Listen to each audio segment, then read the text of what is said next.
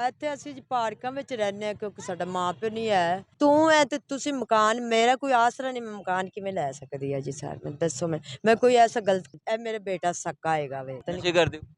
ਹਾਂਜੀ, ਅਸੀਂ ਸਿਰਫ ਜਾਗਰੂਕ ਕਰਨੇ ਆ ਕਿ ਜਾਗੋ ਕੀ ਸ਼ੈ? ਉਹ ਸੌਣ ਨਹੀਂ ਦਿੰਦੀ, ਮਤਲਬ। ਨਸ਼ਾ ਹੈ? ਹਾਂਜੀ। ਚੂੜੀਆਂ ਨੇ ਹੈਗੇ ਨੇ? ਮੈਂ ਜੀ ਮਲੰਗਣੇ ਟੈਪ ਦੀ ਚ ਰਾਤ ਬਸ ਐਵੇਂ ਅੱਲਾ ਤੌਬਾ ਵਾਸਤੇ ਕਿ ਦਿਆ ਕਿਸੇ ਮਲੰਗ ਨੇ ਦਿੱਤੀਆਂ ਖਾਂ ਜਿਹੜੇ ਸਾਡੀਆਂ ਨੇ ਉਹ ਪੁੱਟੀਆਂ ਰਹਿੰਦੀਆਂ ਨੇ ਜੀ। ਉਹ ਅਸੀਂ ਇਹ ਸੋਚਣਾ ਹੈ ਕਿ ਉਹ ਬੰਦ ਉਦੋਂ ਹੀ ਹੋਣ ਕਿ ਜਦੋਂ ਅਸੀਂ ਮਰੀਏ, ਕਿ ਜ਼ਿੰਦਗੀ ਤੋਂ ਤੰਗ ਆਏ, ਰੋਟੀ ਨਹੀਂ, ਇੱਕ ਲੰਗਰ ਜਦੋਂ ਮਿਲਣਾ ਉਦੋਂ ਦੀ ਗੱਲ ਹੈ। ਕਿਸੇ ਹੋਰ ਔਰਤ ਦੇ ਨਾਲ ਕੋਈ ਚੱਕਰ ਹੈਗਾ ਸੀ ਉਹਦਾ, ਤੇ ਵੀ ਬੇਟੀ ਮੇਰੀ ਵਿਆਹੀ ਗਈ, ਬਾਕੀ ਆਣ ਨਹੀਂ ਦੇ ਰਹੇ ਦਿੱਤੀਆਂ, ਉਹਨੂੰ ਆਣ नहीं दे रहे। तो क्यों नहीं रहा? अस्सलाम वालेकुम नाजरीन, आप देख रहे हैं उर्दू स्टोरीज में, हूं आपका मेज़बान मुश्ताक खान लोधी। नाजरीन, आज हम मौजूद हैं एक पार्क में, यहाँ पर खुलेआम नशा हो रहा है।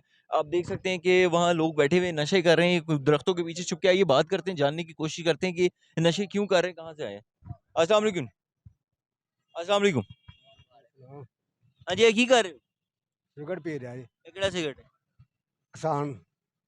ਕਿਸਾਨ ਦੇਗਾ ਇਹ ਕਿਹੜਾ ਸਿਗਰਟ ਭਰਿਆ ਹੈ, ਕੀ ਹੈ? खाली खाली खाली ਤੇ ਇੱਥੇ ਲੋਕੀ ਕਿਉਂ ਕਰ ਰਹੇ ਹੋ? नहीं जी, सारे के सामने पी रहे हैं जी। ਸਾਰਿਆਂ ਦੇ ਸਾਹਮਣੇ ਪੀ ਰਹੇ ਹੋ? हाँ जी। ਇੱਥੇ ਲੋਕ ਕੇ ਬੈਠੇ ਹੋ? ਹਾਂਜੀ, अस्सलाम वालेकुम। ਹਾਂਜੀ, ਕੀ ਨਾਮ ਹੈ ਤੁਹਾਡਾ? ਮੇਰਾ ਨਾਮ ਭਾਈ ਅਲੀ ਰਜ਼ਾ। ਅਲੀ ਰਜ਼ਾ। ਇਹ ਕੌਣ ਹੈ ਬਾਜੀ? ਤੁਸੀਂ ਕੀ ਨਾਮ? ਮੇਰਾ ਨਾਂ ਸ਼ਾਜ਼ੀਆ ਸਰ ਸ਼ਾਜ਼ੀਆ। ਜੀ। ਕਿੱਥੋਂ ਆਏ ਹੋ? ਸਰ ਅਸੀਂ ਆ ਤੋਂ ਪਾਕਪਤਨ ਤਪਾਲਪੁਰ ਦੇ ਰਹਿਣ ਵਾਲੇ। ਪਾਕਪਤਨ ਦੇ ਬਾਹਰ। ਹਾਂਜੀ। ਤੇ ਇੱਥੇ ਕੀ ਕਰ ਰਹੇ ਸੀ? ਇੱਥੇ ਅਸੀਂ ਜੀ ਪਾਰਕਾਂ ਵਿੱਚ ਰਹਿੰਦੇ ਹਾਂ ਕਿਉਂਕਿ ਸਾਡਾ ਮਾਂ ਪਿਓ ਨਹੀਂ ਹੈ ਤੇ ਜਗ੍ਹਾ ਮਕਾਨ ਨਹੀਂ, ਬੰਦਾ ਹੈ ਸੀ ਤੇ ਬੱਚਾ ਹੋਇਆ, ਇੱਕ ਬੇਟੀ, ਤੇ ਬੇਟੀ ਵਿਆਹ ਦਿੱਤੀ ਹੋਈ ਏ, ਬੱਚਾ ਮੇਰੇ ਨਾਲ ਹੀ ਗਾਵੇ ਤੇ ਬੰਦੇ ਨੇ ਛੱਡ ਛੱਡਿਆ ਬੰਦਾ ਇੱਥੋਂ ਪਤਾ ਨਸ਼ੇ ਨਹੀਂ। ਕਰਦੇ ਹੋ? ਹਾਂਜੀ, ਅਸੀਂ ਸਿਰਫ ਜਾਗੋ ਨਹੀਂ ਮਾਂ ਜਾਗੋ ਕੀ? ਕਿ ਉਹ ਇਸ ਗੱਲ ਨੂੰ ਕਰਨਾ ਹੈ ਕਿ ਜਾਗੋ ਕੀ ਸ਼ੈ? ਉਹ ਸੌਣ ਨਹੀਂ ਦਿੰਦੀ, ਮਤਲਬ। ਨਸ਼ਾ ਹੈ? ਹਾਂਜੀ, ਨਸ਼ਾ ਨਹੀਂ ਹੁੰਦਾ, ਨਸ਼ਾ ਤਾਂ ਹੁੰਦਾ ਨਾ ਦੂਸਰਾ, ਉਹ ਨਹੀਂ ਕਰਦੇ। ਇਹ ਜਾਗੋ ਦਾ ਇਹ ਕਰਨਾ ਹੈ ਵੀ ਜਾਗਨੇ ਆ ਰਾਤ ਨੂੰ, ਉਹ ਕਿਸ ਤਰ੍ਹਾਂ ਕਰਦੇ ਉਹ ਹੋ? ਇਸ ਗੱਲ ਨੂੰ ਕਰਨਾ ਹੈ ਵੀ ਉਹਦਾ ਕਰਦੇ ਕਿਸ ਤਰ੍ਹਾਂ? ਸਿਗਰਟ ਦਾ ਹੁੰਦਾ, ਉਹਦੇ ਸ਼ੀਸ਼ੇ ਚ ਪਾ ਕੇ ਸਿਗਰਟ ਤੇ ਲਾ ਲਈਦਾ ਹੈ ਕਿ ਮਤਲਬ ਇਸ ਤਰ੍ਹਾਂ? ਹਾਂਜੀ, ਉਹ ਲਾ ਕੇ ਨਾ ਤੇ ਉਹਦੇ ਨਾਲ ਲਾ ਕੇ ਤੇ ਉਹ ਧੂਆਂ ਜਿਹੜਾ ਨੇ ਉਹ ਅੱਖਾਂ ਜਿਹੜੇ ਸਾਡੀਆਂ ਨੇ ਉਹ ਪੁੱਟੀਆਂ ਰਹਿੰਦੀਆਂ ਨੇ ਜੀ ਸਾਡੀਆਂ। ਉਹ ਅਸੀਂ ਇਹ ਸੋਚਣਾ ਹੈ ਕਿ ਉਹ ਬੰਦ ਉਦੋਂ ਹੀ ਹੋਣ ਕਿ ਜਦੋਂ ਅਸੀਂ ਮਰੀਏ, ਕਿ ਜ਼ਿੰਦਗੀ ਤੋਂ ਤੰਗ ਆਏ, ਰੋਟੀ ਨਹੀਂ, ਇੱਕ ਲੰਗਰ ਜਦੋਂ ਮਿਲਣਾ ਉਦੋਂ ਦੀ ਗੱਲ ਹੈ। ਇੱਥੇ ਹੀ ਰਹਿੰਦੇ ਦਾਤਾ ਸਾਹਿਬ, ਇੱਥੇ ਕਿਧਰੇ ਸਮੇਂ ਦਾ ਜਾਗਦੇ ਹੀ ਰਹੀਦਾ ਸਾਰੀ ਰਾਤ। ਬੰਦਾ ਕਿਉਂ ਛੱਡ? ਬਸ ਉਹ ਕਿਸੇ ਹੋਰ ਔਰਤ ਦੇ ਨਾਲ ਕੋਈ ਚੱਕਰ ਹੈਗਾ ਸੀ ਉਹਦਾ। ਬੱਚੀ ਤੁਹਾਡੀ?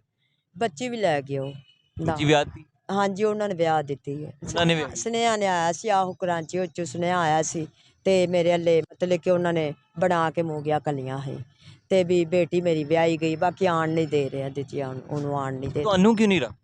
ਤੇ ਸਾਨੂੰ ਇਸ ਗੱਲ ਨੂੰ ਰੱਖਦੇ ਕਿ ਉਹਨਾਂ ਸ਼ਾਦੀ ਅੱਗੇ ਕਰ ਲਈ ਹੈ ਨਾ।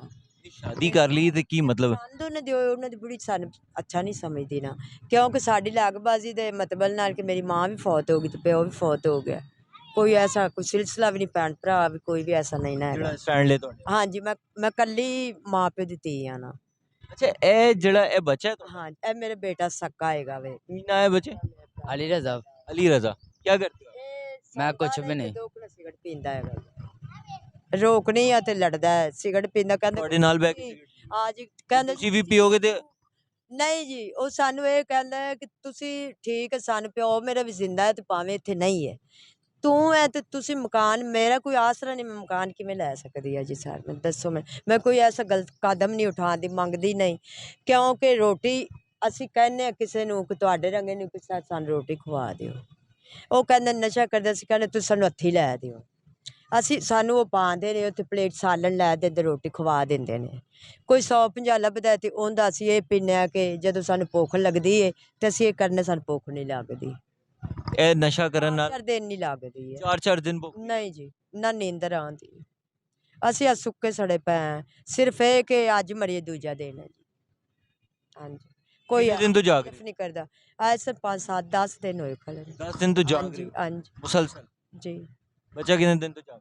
ਇਹ ਵੀ ਜਾਗ ਰਿਹਾ ਇੰਨੇ ਸਾਰੇ ਦਿਨ ਹੋ गए ने, 9-10 दिन हो गए माँ पुत्र। नाजरीन, इसकी आप बच्चे की आंखें देखें, बेटा इधर दिखाओ जरा, इसकी आंखें देखें, वहशत नजर आ रही है आंखों में, क्योंकि मुसलसल जाग रहा है।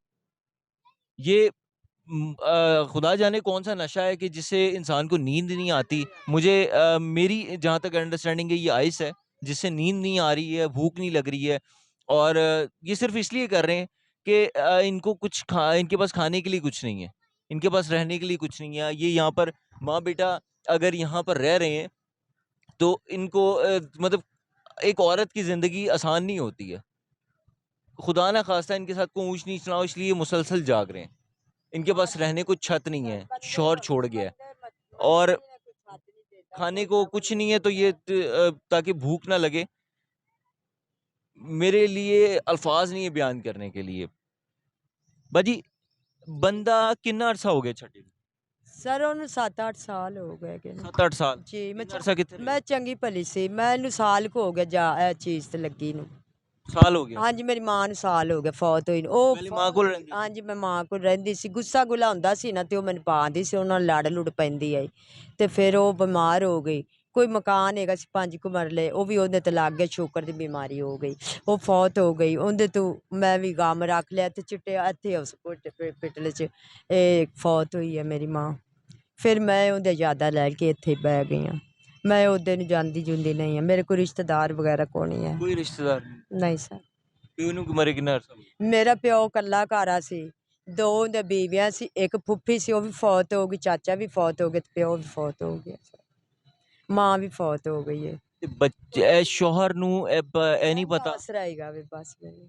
ਹੁੰਦਾ ਕਿ ਉਹ ਤੇ ਵਿਚਾਰਾ ਆਪਣੇ ਆਸਰੇ ਨਹੀਂ ਹੈਗਾ, ਉਹ ਤੇ ਨਸ਼ੇ ਕਰਨ ਤੇ ਲੱਗ ਗਿਆ. ਹਾਂਜੀ ਤੇ ਮੈਂ ਕਿਸੇ ਤੁਹਾਨੂੰ ਤੇ ਦੋਵਾਂ ਨੂੰ ਕਿਸੇ ਦੇ ਆਸਰੇ ਮੰਗ ਕੇ ਮੈਂ ਵੀ ਦੇਣੀ, ਮੇਰੇ ਕੋਲ ਤਾਂ ਟੁਰਿਆ ਨਹੀਂ ਜਾਂਦਾ ਸਜਾਤ ਸਰ. ਮੰਗਣੀ ਮੰਗਣੀਆਂ ਟੁਰਾ ਨਹੀਂ ਜਾਂਦੇ, ਕੋਈ ਦਿੰਦਾ ਨਹੀਂ ਹੈ. ਔਰਤ ਜ਼ਾਤ ਉਹ ਕਹਿੰਦਾ ਮਾਂ ਇੱਧਰ ਤੂੰ ਨਾ ਮੰਗ, ਮੈਂ ਲਿਆ ਦੇਣਾ.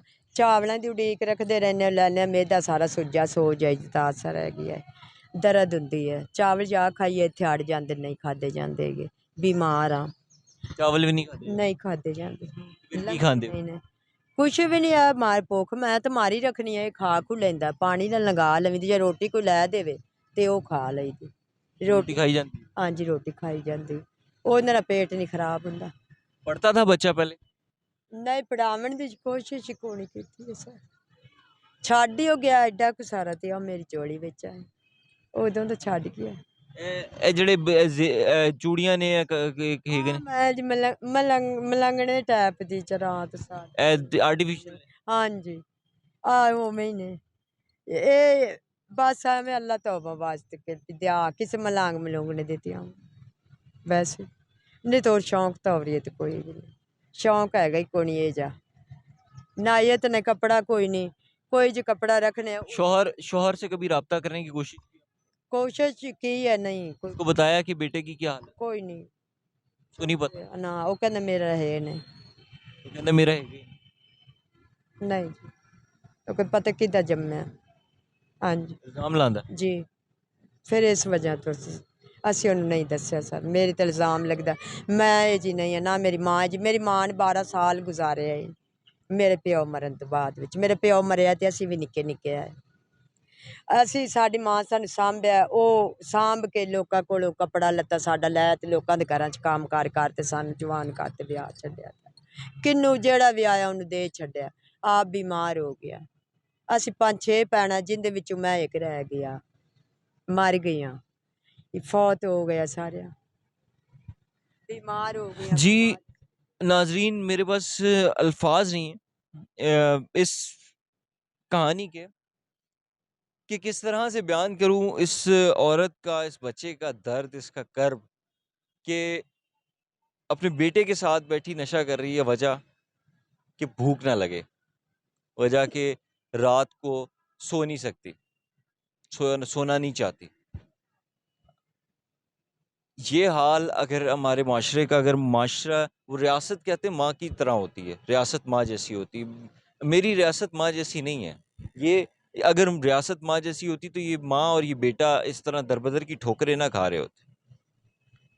पता नहीं कौन से माशरे की हमने अफजाइश की है, कौन सा माशरा हमने तरतीब दिया है कि जिसमें एक मर्द जो कि मुहाफिज है, जिसको बरतरी खुदा ने इसी वजह से दी है कि वो मुहाफिज, अपने बीवी का, बच्चों का, नानो नफका का जिम्मेदार है, अगर वो एक बीवी को और बेटे को संभाल नहीं सकता और इस तरह दर दर की ठोकरें खाने के लिए छोड़ देता है, तो मेरे ख्याल से वो मर्द, उसको किसी बरतरी का हक नहीं है. اگر یہ معاشرہ ماں جیسی ریاست ہماری ماں جیسی تربیت نہیں کر سکتی، سنبھال نہیں سکتی، تو میرے خیال سے ریاست کو ماں جیسا کہلانے کا حق بھی نہیں ہونا چاہیے اگر سنبھال نہیں سکتی۔ بہت شکریہ، اپنا خیال رکھیے گا، اللہ حافظ۔